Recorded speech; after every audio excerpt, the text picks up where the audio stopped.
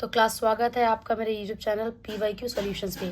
आज हम इस वीडियो में सॉल्व करने वाले हैं क्लास 7th के मैथ्स के क्वेश्चन पेपर। प्लीज़ हमारे ध्यान से सुनिएगा। क्वेश्चन है which of the following integer will be in the blank. इसमें आपका कौन सा नंबर आएगा ताकि जो आपका LHS और RHS है वो सेटिस्फाई हो सके। तो यहाँ पे 0 है। अब हमें ये नंबर चेक करना होगा कि हम 0 के साथ क्या रखें कि -43 आ जाए। तो आपका -43 रखेंगे ना ऑब्वियसली, तो option number C is correct कि 0 + -43 तो ये -43 हो जाएगा, तो -43 = -43। सेकेंड है the tally marks for number 7 के लिए टैली मार्क क्या होगा, तो ऑप्शन नंबर D है, क्योंकि हम क्या करते हैं 5 तक के लिए 4 स्टैंडिंग लाइन और एक आपकी स्लैंडिंग लाइन होती है वो 5 हो जाता है, बाकी 6 और 7, तो option number D is correct.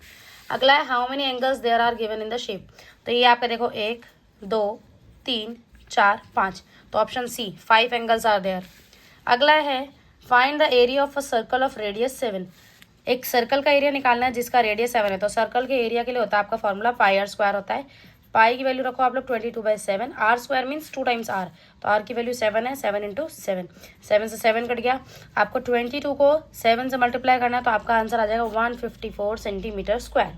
Which of the following letters in English alphabet has reflectional symmetry about both horizontal and vertical mirrors. मतलब कि कौन से लेटर में अगर हम हॉरिजॉन्टल मिरर प्लेस करते हैं तो भी ये सिमेट्री करेगा, यानी कि सेम पार्ट्स करेंगे, और वर्टिकल रखते हैं तो ओनली x यहाँ पे इन चारों लेटर्स में से है। अगला है for any integer a is not equal to 0, 0 is divided by a is. किसी भी इंटीजर के लिए जब a 0 के बराबर नहीं हो लेकिन हम 0 को a से डिवाइड करें, फॉर एग्जांपल मान लो 0/5 है, तो न्यूमरेटर अगर 0 तो आपका आंसर 0 ही आता है। तो यहाँ पे हो जाएगा a for any integer a is not equal to, answer 0 आएगा, क्योंकि a कुछ भी हो हमें नहीं पता, तो नंबर कुछ भी होता है, अगर उसको हम 0 से डिवाइड करते हैं तो सोल्यूशन क्या आता है, 0 आता है। नेक्स्ट क्वेश्चन है which of the following angle is equal to its complement. अपने कॉम्प्लीमेंट के इक्वल कौन होता है, तो कॉम्प्लीमेंट एंगल्स वो होते हैं जो दोनों मिलकर 90 डिग्री बनाते हैं। तो अगर 45 ही होंगे दोनों इक्वल तभी तो 90 बनाएंगे, तो आंसर क्या आ जाएगा 45। The distance around the circular region is known as. Circular region का जो डिस्टेंस होता है, ये आउटर बाउंड्री का रीजन, इसको बोलते हैं हम सर्कमफ्रेंस।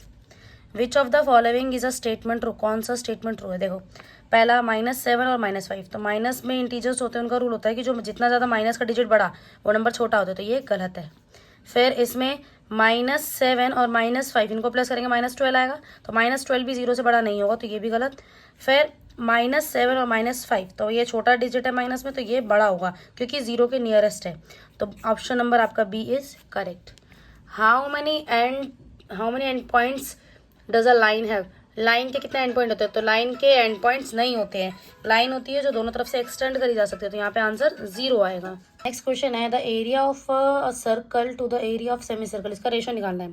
तो पहले जो बोला गया सर्कल का एरिया, तो हम ऊपर लिखेंगे आपके सर्कल के एरिया का फॉर्मूला जो कि होता है πr², अपॉन में आपके सेमी सर्कल का एरिया, तो अगर semi circle means half circle, तो πr² इसका है, तो πr² अपॉन में 1/2 ऐसे ही आएगा आपका इसका एरिया। तो यहाँ पे क्या होता है, जब एक फ्रैक्शन के डिनोमिनेटर में दूसरा फ्रैक्शन होता है तो ये πr² ऐसे रहेगा और ये रिवर्स हो जाता है, मतलब 2/πr² रहेगा, तो πr² से πr² कट गया, आपका आंसर आया 2, और 2 के डिनोमिनेटर में कुछ नहीं है तो 1 होगा, तो option number C 2:1 is correct. Next question है the integer whose product with -1 is 1। इसमें से कौन सा इंटीजर होगा जिसको अगर हम -1 से मल्टीप्लाई करें तो 1 आएगा, तो -1 होगा ऑब्वियसली, क्योंकि 1 को माइनस अगर हम छोड़ दें तो 1 को 1 से ही मल्टीप्लाई करेंगे तभी 1 आता है। अब ये -1 है तो -1 होना जरूरी है, क्योंकि माइनस प्लस होता है, तो इसलिए option number C is correct. 7 इसी के साथ हमने सेक्शन A कर लिया है कंप्लीट।